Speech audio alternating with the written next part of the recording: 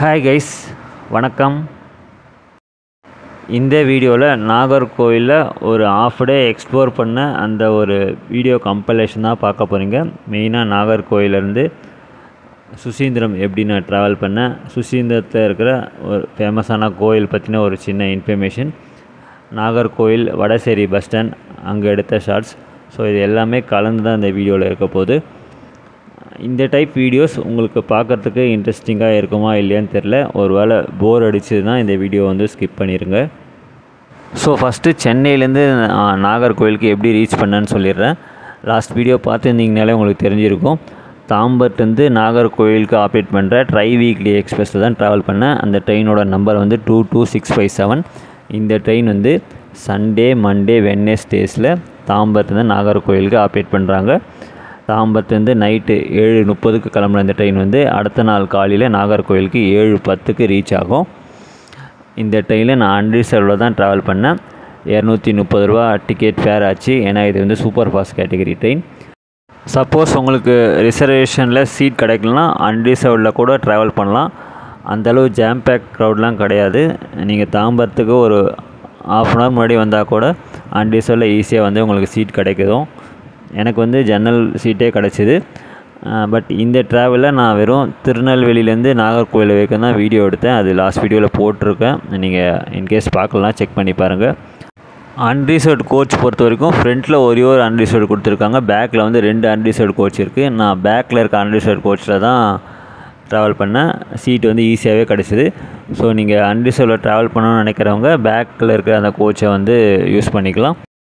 தாம்பரத்துலேருந்து கரெக்டாக நைட்டு 7:30க்கு கிளம்புன இந்த ட்ரெயின் நாகர்கோயிலுக்கு அடுத்த நாள் காலையில் 6:55க்கெலாம் ரீச் பண்ணிட்டோம். கிட்டத்தட்ட 15 நிமிஷம் முன்னாடியே நாகர்கோயில் இந்த ட்ரெயின் ரீச் பண்ணிடுச்சு. ஒரு சூப்பரான ட்ரெயின். நீங்கள் சென்னையிலேருந்து நாகர்கோயில் போகிறதுக்கு இந்த ட்ரெயினை தாராளமாக யூஸ் பண்ணிக்கலாம். இனிஷியலாக திருப்பரப்பு ஃபால்ஸ் போகலான்னு தான் நான் பிளான் வச்சுருந்தேன். ஆனால் தண்ணி நான் போன டைமில் இருக்குமா இல்லையான்ட்டு ஒரு டவுட்டாக இருந்தது. ஸோ அதனால் அந்த பிளானை ட்ராப் பண்ணிவிட்டு நாகர்கோயில் பக்கத்தில் இருக்கிற சுசீந்திரம் அந்த கோயிலுக்கு போகலான்னு டிசைட் பண்ணேன். ஸோ ஃபஸ்ட்டு நான் நாகர்கோயில் ஸ்டேஷனை வந்த பிறகு அப்பர் கிளாஸ் வெயிட்டிங் ஹால் ரூமில் ஒரு ½ hour மேலே ரெஸ்ட் எடுத்துகிட்டு மொபைல்லாம் சார்ஜ் போட்டுட்டு அங்கே இருக்கிற ரெஸ்ட் ரூம் யூஸ் பண்ணலான்னு நினச்சேன். ஆனால் நிறைய கூட்டமாக இருந்தது. அந்தளவுக்கு க்ளீனாக இருக்குமா இல்லையான்னு தெரியல. ஸோ அதனால் அங்கே இருக்கிற ரெஸ்ட் ரூம் நான் யூஸ் பண்ணல. நாகர்கோயிலேருந்து சுசீந்திரம் நான் எப்படி ட்ராவல் பண்ணேன்னா, நாகர்கோயில் ஸ்டேஷன் என்ட்ரன்ஸ்லேருந்து வெளியில் வந்தீங்கனாலே இந்த ரோட்டில் வெயிட் பண்ணிங்கன்னா இங்கே பஸ் ஸ்டாப் இருக்குது. நாகர்கோயில் வடசேரி பஸ் ஸ்டாண்ட்லேருந்து டுவர்ட்ஸ் கன்னியாகுமரிக்கு ஆப்ரேட் பண்ணுற பஸ் நிறைய வருது. ஸோ இந்த பஸ்ஸில் தான் நான் ட்ராவல் பண்ணேன். சென்னையில் ஆப்ரேட் பண்ண இந்த ரெட் கலர் எம்டிசி பஸ் டைப்பில் தான் இந்த பஸ்ஸு இருந்தது. டிக்கெட் ஃபேர் 15 ரூபா சார்ஜ் பண்ணுறாங்க. நாகர்கோயில் ஸ்டேஷன் சுசீந்திரம் அப்ராக்சிமேட்டாக ஒரு 3.5 ஒரு 4 கிலோமீட்டர் டிஸ்டன்ஸ் தான் இருக்கும். ட்ராவல் டைம் 10 நிமிஷம் தான் ஆச்சு. சுசீந்திரத்தில் ஃபேமஸான ஒரு கோயில் இருக்குது. நிறைய பேர் கேள்விப்பட்டிருப்பீங்க. அந்த கோயிலோட பேர் தானுமாலயன். இது ஒரு சிவன் கோயில். இந்த கோயிலோட சிறப்பு என்னென்னா, சிவன், விஷ்ணு, பிரம்மா இந்த மும்மூர்த்திகளும் ஒரே தோற்றத்தில் காட்சி அளிக்கிற மாதிரி தான் இந்த கோயிலோட ஆதி மூலவர் அமைஞ்சிருக்கு. அது மட்டும் இல்லாமல் இங்கே ஆஞ்சநேயர் சன்னதியும் இருக்குது. அதுவும் இந்த கோயிலில் ரொம்ப சிறப்பான ஒரு வழிபாட்டு தலமாக இருக்குது. கிட்டத்தட்ட 18 அடி உயரத்தில் ஒரே கல் அமைஞ்சிருக்கிற ஆஞ்சநேயர் சன்னதியும் இருக்குது. இதில் என்ன ஒரு சிறப்புனா, ஆஞ்சநேயரோட வால் தலை மேலே இருக்கிற மாதிரி இந்த கோயிலில் அமைஞ்சிருக்கு. சுசீந்திரம் பஸ் ஸ்டாப்பில் இறங்கினோடனே ஒரு 200 மீட்டர் நடந்து போனீங்கனாலே கோயிலோட என்ட்ரன்ஸ் இருக்குது. நீங்கள் பார்க்கலாம், இதுதான் Suchindram bus stop. So just road cross பண்ணி ஒரு 200 மீட்டர் நடந்து போனீங்கன்னா கோயில் ரீச் பண்ணிடலாம். கோயில் நடந்து போகிற வழியிலே பெரிய ஒரு குளம் இருக்குது. கோயிலோட குளம் அது. இந்த கோயிலில் இருக்கிற இன்னொரு சிறப்பு அம்சம் அந்த இசை தூண்கள். மூலவர் அமைஞ்சிருக்கு, அதுக்கு எதிர் திசையில் தான் அந்த தூண்கள் அமைஞ்சிருக்கு. அங்கே இருக்கிற கோயில் நிர்வாகிகள் அந்த தூண்களை தட்டி காமிச்சாங்க. அப்போ அந்த சப்த ஸ்வரங்கள் வர மாதிரி அந்த சவுண்டு கேட்குது. ஸோ அதுவும் ஒரு முக்கியமான ஒரு அம்சமாக இந்த கோயிலில் பார்க்கப்படுது. இனிஷியலாக என்னுடைய பிளான் கோயில் வெளியில் அந்த கோபுரம் மட்டும் காமிச்சிட்டு திரும்பி வந்துடலான்னு நினச்சேன். பட் லக்லி நான் கோயில் நடந்து போகிற வழியில் பப்ளிக் யூஸ் டாய்லெட் வந்து நோட்டீஸ் பண்ணேன். அங்கேயே வந்து குளிக்கிற ஃபெசிலிட்டியும் இருந்தது. ஸோ ஃபஸ்ட்டு எனக்கு டவுட்டாக தான் இருந்தது, அந்த அளவுக்கு க்ளீனாக மெயின்டைன் பண்ணுவாங்களா இல்லையான்ட்டு. ஃபஸ்ட்டு உள்ளே போய் செக் பண்ணேன். ஓரளவுக்கு க்ளீனாக தாங்க இருந்தது, ரெஸ்ட் ரூமும் சரி பாத்ரூமும். ஸோ அதனால் இங்கேயே வந்து நான் ரெஸ்ட் ரூமும் அந்த பாத்ரூம் ஃபெசிலிட்டியும் யூஸ் பண்ணிக்கினேன். 20 ரூபா சார்ஜ் பண்ணாங்க. ஸோ குளிச்சுட்டு நேராக கோயில் உள்ளே போனேன். கோயில் பொறுத்த வரைக்கும் உள்ளே வந்து செல்ஃபோன்லாம் அலோவ் பண்ணுறாங்க, ஆனால் பேக் மட்டும் அலோவ் பண்ணல. பேக்குக்கு வெளியே டோக்கன் மாதிரி கொடுக்குறாங்க, அது வாங்கிட்டு வரும்போது 10 ரூபா கொடுக்கணும் அந்த பேக் நம்ம ரிசீவ் பண்ணதுக்கு. கோயில் நான் போன டைமில் வந்து அந்தளவுக்கு கூட்டமாக இல்லை. ஸோ ஸ்ட்ரெயிட்டாக போய் தரிசனம் பார்த்துட்டு ஒரு 20 நிமிஷத்துலேயே வெளியில் வந்துட்டேன். இதுதாங்க இந்த கோயிலோட தேர். வருஷம் டிசம்பர் மாதம் தான் இந்த கோயிலில் வந்து இந்த திருவிழா நடக்கணும்னு சொன்னாங்க. இதுதான் இந்த கோயிலோட ராஜகோபுரம். ஆண்கள் வந்து இந்த கோயில் உள்ளே நுழையணுன்னா ஷர்ட்டு பனியெல்லாம் கழட்டி வச்சு தாங்க போகணும். அதுதான் இந்த கோயிலில் வந்து ஃபாலோ பண்ணுறாங்க. ஸோ இந்த ஒரு விஷயத்துக்காக தான் இனிஷியலாக இந்த கோயில் உள்ளே போக வேணாம்னு நினச்சேன். பட் லக்கிலி அந்த ரெஸ்ட் ரூம் ஃபெசிலிட்டியும் கிடச்சிது. சரி, குளிக்கிறதுக்கான அந்த வாய்ப்பும் இருந்ததுனால சரி குளிச்சுட்டு இவ்வளோ தூரம் வந்தாச்சு, கோயில் உள்ளே போய் விசிட் பண்ணலான்ட்டு விசிட் பண்ணிவிட்டு வந்தேன். உள்ளே கோயில் வந்து ரொம்ப பழமையான கோயில்னு நல்லாவே தெரியுது. அங்கே இருக்கிற அந்த சிற்பங்கள் அதெல்லாம் நீங்கள் சுற்றி பார்க்கணும், குறைஞ்சது ஒரு 1 ஹவர் மேலே கூட பொறுமையாக சுற்றி பார்க்கலாம். அந்தளவு நிறைய விஷயங்கள் இந்த கோயிலில் இருக்குது. நிறைய சன்னதிகளும் இருக்குது. ஸோ அதெல்லாம் பொறுமையாக நீங்கள் சுற்றி பார்க்கலாம். கோயிலோட டைமிங்ஸ் பொறுத்த வரைக்கும் காலையில் 4 மணிலேருந்து 11:30 மணி வரைக்கும். ஆனால் வந்து ஆஞ்சநேயர் சன்னதி வந்து மதியானம் 1 மணி வரைக்கும் திறந்துருக்கும் சொல்லியிருக்காங்க. ஈவினிங் வந்து சாயங்காலம் 4 மணிலேருந்து 8:15 வரைக்கும் திறந்துருக்கும். ஆனால் மூலவர் தரிசனம் வந்து சாயங்காலம் 5 மணிக்கு தான் வந்து திறப்பாங்கன்னு சொல்லியிருக்காங்க. மத்தியானம் இந்த கோயிலில் ஃப்ரீ அன்னதானமும் கொடுக்குறாங்க. பட் நான் காலையில் போனதுனால அது வந்து சாப்பிட முடியல. ஒருவேளை கொஞ்சம் ஒரு 10 மணி 11 மணி டைமில் போயிருந்தேன்னா கண்டிப்பாக அன்னதானம் சாப்பிட்டு தான் வந்திருப்பேன். ஸோ இதுதாங்க இந்த கோயிலை பற்றின ஒரு பேசிக் டீட்டெயில்ஸ். இன்னும் இந்த கோயிலை பற்றி நிறைய விஷயங்கள் இருக்குது. அது நீங்கள் ஸ்ட்ரெயிட்டாக போய் நீங்கள் தெரிஞ்சுக்குங்க. அப்போ தான் வந்து இன்னும் அது வந்து நல்லாயிருக்கும். கேட்குறதோட நீங்கள் லைவாக பார்க்கும்போது இன்னும் அதோட ஃபீல் வந்து உங்களுக்கு கிடைக்கும். ஃபஸ்ட்டு இந்த சுசீந்திரம் போகிறதுக்கு ஏதாவது ட்ரெயின் ஃபெசிலிட்டி இருக்கா தான் நான் கூகுள் சர்ச்சில் பார்த்தேன். அப்போ வந்து சுசீந்திரம்னு ஒரு ரயில்வே ஸ்டேஷனே இருக்குங்க. இந்த கோயிலேருந்து ஒரு 800 மீட்டர் டிஸ்டன்ஸுக்கு அந்த ஸ்டேஷன் வந்து அமைஞ்சிருக்கு. ஆனால் சுசீந்திரம் வழியாக போகிற எந்த ட்ரெயினும் வந்து ஸ்டாப்பிங் வந்து கொடுக்கல. இந்த சுசீந்திரம் ஸ்டேஷன் வந்து நாகர்கோயிலுக்கும் கன்னியாகுமரிக்கும் நடுவில் தான் அமைஞ்சிருக்கு. எந்த ரீசனால் இந்த ஸ்டேஷனை வந்து அபேண்டன் பண்ணிட்டாங்கன்னு தெரியல. நான் யூடியூப் வீடியோஸில் சர்ச் பண்ணி பார்க்கும்போது பிளாட்ஃபார்ம் டிக்கெட் கவுண்டர் பில்டிங்லாம் இன்னும் அப்படியே தான் இருக்குது.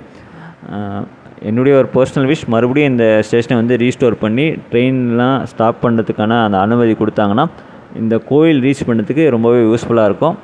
ஸ்டேஷன்லேருந்து இந்த கோயில் வெறும் ஒரு 800 மீட்டர் டிஸ்டன்ஸ் தான் இருக்குதுன்னு நினைக்கிறேன். நான் கூகுள் மேப்பில் பார்க்கும்போது எனக்கு அப்படி தான் காமிச்சிது. ஹோப் அது வந்து இந்த பகுதி மக்கள் வந்து அதுக்கான அந்த முயற்சிகள் எடுக்கணும். லோக்கல் எம்பி மூலமாக ரயில்வே மினிஸ்டருக்கு கோரிக்கை கொடுத்து அவங்க கவனத்துக்கு கொண்டு சேர்ந்து இந்த ஸ்டேஷனை ரீஸ்டோர் பண்ணாங்கன்னா நல்லாயிருக்கும். அது நடக்குமா இல்லையான்னு தெரியல. பட் அது என்னுடைய ஒரு பர்சனல் விஷ், நடந்தால் நல்லாயிருக்கும். சுசீந்திரம் பஸ் ஸ்டாப் பக்கத்தில் இந்த ஆறு வந்து பார்த்தாங்க. இது வந்து பழைய ஆறுன்னு நினைக்கிறேன். கூகுள் மேப்பில் அப்படி தான் காமிச்சிது. சூப்பராக இருக்குங்க லொக்கேஷன். ஸோ இப்போ வந்து சுசீந்திரத்துலேருந்து நாகர்கோயில் வடசேரி பஸ் ஸ்டாண்ட் தான் வந்து ட்ராவல் பண்ணேன். அதுக்கு அந்த டிக்கெட் ரேட் வந்து 17 ரூபா சார்ஜ் பண்ணாங்க. அதே நான் போகும்போது என்ன அந்த ரெட் கலர் பஸ்ஸை ட்ராவல் பண்ணோம் அதே டைப் பஸ்ஸு தான் வந்து ரிட்டர்னுக்கும். கிட்டத்தட்ட ஒரு 25 நிமிஷம் ஆச்சு சுசீந்திரம்லேருந்து வடசேரி நாகர்கோயில் பஸ் ஸ்டாண்ட் போகிறதுக்கு. சுசீந்திரத்துலேருந்து நாகர்கோயில் வடசேரி பஸ் ஸ்டாண்ட் போகிற இந்த பஸ் வந்து நாகர்கோயில் ரயில்வே ஸ்டேஷன் வழியாக தான் போகும். ஆனால் வந்து ஸ்டேஷன் உள்ளே வராது, மெயின் ரோட்லேயே வந்து ஸ்டாப் பண்ணிடுவாங்க. ஸோ அங்கேருந்து இறங்கி நீங்கள் ஸ்டேஷன் நடந்து தான் போகணும். வரும்போது மட்டும், அதாவது நீங்கள் நாகர்கோயில் ஸ்டேஷன்லேருந்து டுவர்ட்ஸ் சுசீந்திரம் வரும்போது மட்டும் பஸ் வந்து ஸ்டேஷன் உள்ளே வர அந்த ரோட்டில் வந்து வரும். பட் போகும்போது மெயின் ரோடு வழியாக தான் போகுது. அதை நான் நோட்டீஸ் பண்ணேன். இதுதாங்க நாகர்கோயிலில் இருக்கிற மெயின் பஸ் ஸ்டாண்ட். ஜென்ரலாக வடசேரி பஸ் ஸ்டாண்டுன்னு பேர் வந்து சொல்கிறாங்க. இங்கேருந்து கிளம்புற பஸ்ஸஸ்லாம் வந்து வடசேரின்னு தான் போட்டிருக்கு. ஸோ நீங்கள் நாகர்கோயில் பஸ் ஸ்டாண்ட் போனோன்னா வடசேரின்னு நேம் போர்டு பார்த்தீங்கன்னா அந்த பஸ்ஸஸ் எல்லாம் வந்து நாகர்கோயில் பஸ் ஸ்டாண்ட் போகிற பஸ்ஸுன்னு நீங்கள் தெரிஞ்சுக்கலாம். இந்த பஸ் ஸ்டாண்டோட முழுமையான பேர் வந்து அந்த பஸ் ஸ்டாண்டோட என்ட்ரன்ஸில் பார்த்தேன், நாகர்கோயில் நகர்மன்றம் கிறிஸ்டபர் பேருந்து நிலையம். இந்த பஸ் ஸ்டாண்டில் நான் நோட்டீஸ் பண்ண சில பஸ் ரூட் மட்டும் இப்போ நான் ஷேர் பண்ணுறேன். முக்கியமாக சொல்லணும்னா திருநெல்வேலி, கன்னியாகுமரி, திருவனந்தபுரம் இந்த 3 ரூட்டுக்கும் பஸ் சர்வீஸ் வந்து ஃப்ரீக்வெண்ட்டாகவே இருக்குது. இன்ஃபேக்ட் திருவனந்தபுரத்துக்கு கேரளா டிரான்ஸ்போர்ட் பஸ்ஸும் வந்து நிறைய பார்த்தேன். இந்த நாகர்கோவில் வடசேரி பஸ் ஸ்டாண்ட்லேருந்து கன்னியாகுமரிக்கு ஆப்ரேட் பண்ணுற அந்த எம்டிசி டைப்பில் அந்த ரெட் கலர் டீலக்ஸ் பஸ்ஸோட டிக்கெட் ஃபேர் வந்து 27 ரூபா. இங்கேருந்து ஸ்டார்ட் ஆகிற அந்த பஸ் வந்து நாகர்கோவில் ரயில்வே ஸ்டேஷன் சுசீந்திரம் வழியாக தான் கன்னியாகுமரி போகுது. இதை தவிர்த்து இங்கேருந்து ஆப்ரேட் பண்ணுற சில பஸ் ரூட்லாம் மட்டும் நான் சொல்கிறேன். திருப்பூர், கோயம்புத்தூர், தூத்துக்குடி, திருச்செந்தூர், மதுரை, திருச்சி, குமிளி, பாபநாசம், தென்காசி. ஸோ அந்த பஸ்ஸஸ்லாம் வந்து நான் நோட்டீஸ் பண்ணேன். எஸ்சிடிசி பொறுத்த வரைக்கும் சென்னை, பெங்களூரு, திருப்பதி, நாகப்பட்டினம். ஸோ அந்த ரூட் பஸ்ஸும் இங்கே நோட்டீஸ் பண்ணேன். நான் ஒரு சில பஸ் ரூட் மட்டும் தான் சொன்னேன். இதை தவிர்த்து இங்கேருந்து வேறு ஊருக்கு இன்னும் நிறைய பஸ் வந்து ஆப்ரேட் பண்ணலாம் தான் நினைக்கிறேன். பஸ் ஸ்டாண்ட் உள்ள சின்ன சின்ன கடைங்களும் இருக்குது, ஒரு ரெஸ்டாரண்ட்டும் இருக்குது, பே அண்ட் யூஸ் டாய்லெட்டும் இருக்குது. அதை நீங்கள் யூஸ் பண்ணிக்கலாம். பஸ் ஸ்டாண்ட் பின்னாடி நிறைய ஹோட்டல்ஸும் இருக்குது. மேற்கு தொடர்ச்சி மலையோட அந்த வியூ தான் பார்க்குறீங்க. எப்போவுமே இந்த கிளைமேட் இப்படி தாங்க இங்கே இருக்குது. அந்த மலைக்கு மேலே அந்த மேகங்கள்லாம் வந்து அப்படியே போகிற அந்த ஒரு சீனரிஸ் தான் எங்கே பார்த்தாலும் இந்த நாகர்கோவிலில் இருக்குது. பச்சை பசேல்னு. காலையில் நான் வரும்போது நல்லா சில்லுன்னு இந்த கிளைமேட். பட் மதியான டைமில் இங்கே சென்னையில் என்ன வெயில் அடிக்குமோ அதே வெயில் தான் அடிச்சுது. மேபி ஈவினிங் டைமில் இன்னும் சில்லுன்னு ஆகிடும்னு நினைக்கிறேன். சூப்பரான கிளைமேட்டுன்னு சொல்லலாம் அந்த நாகர்கோவில் பொறுத்த வரைக்கும்.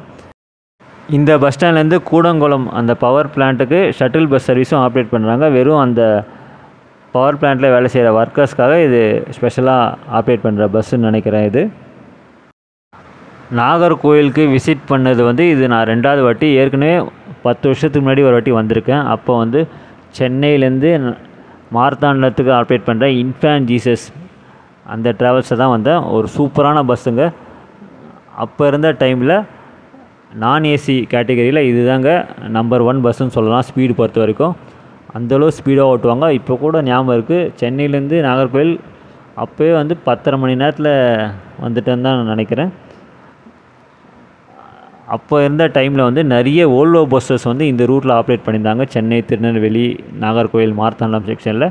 ஸோ அந்த ஓல்வோ பஸ்ஸுக்கே இந்த நான் ஏசி பஸ் வந்து, அதாவது இன்ஃபேன்ட் ஜீசஸ் பஸ் வந்து காம்படிஷனாகவே இருந்ததுன்னு சொல்லலாம். ஓல்வோ பஸ்ஸே ஓவர்டேக் பண்ணி போகிற அளவுக்கு ஸ்பீடாக ஆப்ரேட் பண்ணுவாங்க. அசோக் லைலாண்ட் சேசிஸ் தான் 12 மீட்டர் ஆசாத் பாடி பில்டுன்னு நினைக்கிறேன் அந்த பஸ்ஸு. அந்த பஸ்ஸோட அந்த ஸ்ட்ரக்சர் பார்த்திங்கனாலே ஒரு ஓல்வோ பஸ் மாதிரி தாங்க இருக்கும். அந்த அளவு சூப்பராக மெயின்டெனன்ஸ் பண்ணி அந்த பஸ்ஸு வந்து டிக்கெட் கிடைக்கிறதே கஷ்டம். அந்தளவு டிமாண்டில் போயிருந்தது அந்த பஸ் பொறுத்த வரைக்கும். மெயினாக திருநெல்வேலி, நாகர்கோவில் அந்த மக்களுக்கு கண்டிப்பாக இந்த ட்ராவல்ஸ் பற்றி தெரிஞ்சிருக்கும். நீங்கள் பஸ் பண்ணால் இருந்தாலும் இந்த பஸ்ஸை பற்றி கேள்விப்பட்டிருப்பீங்க. நாளடைவில் அந்த பஸ் ட்ராவல்ஸ் வந்து ஃபுல்லாக மூடிட்டாங்கன்னு நினைக்கிறேன். எந்த பஸ்ஸும் ஆப்ரேட் பண்ணதில்லை. முக்கியமாக கொரோனா காலகட்டம் அப்புறம் வந்து அந்த ட்ராவல்ஸ் பஸ்ஸு நான் எங்கேயுமே நோட்டீஸ் பண்ணலை. ரெட் பஸ்லேயும் சர்ச் பண்ணி பார்த்தேன், அந்த பஸ்ஸு எதுவுமே காட்டல. மேபி அதை பற்றி உங்களுக்கு இன்ஃபர்மேஷன் தெரிஞ்சால் கமெண்ட்ஸை சொல்லுங்கள். முக்கியமாக இந்த சென்னை, திருநெல்வேலி, நாகர்கோவில் இந்த செக்ஷனில் அப்போ வந்து நிறைய ஓல்வோ பஸ்ஸஸ் வந்து ஆப்ரேட் பண்ணியிருந்தாங்க. முக்கியமாக சொல்லணும்னா எஸ்ஆர்எம், கேபிஎன், கல்லடா, ரதிமீனா, ஜேபிஆர் இன்னும் கூட ஞாபகம் இருக்குது. ஒரு மாதிரி அந்த பிங்க்கு கலரில் ஒரு பஸ்ஸு, பிங்க்கா இல்லை வந்து ப்ளூ கலர்னு நினைக்கிறேன்.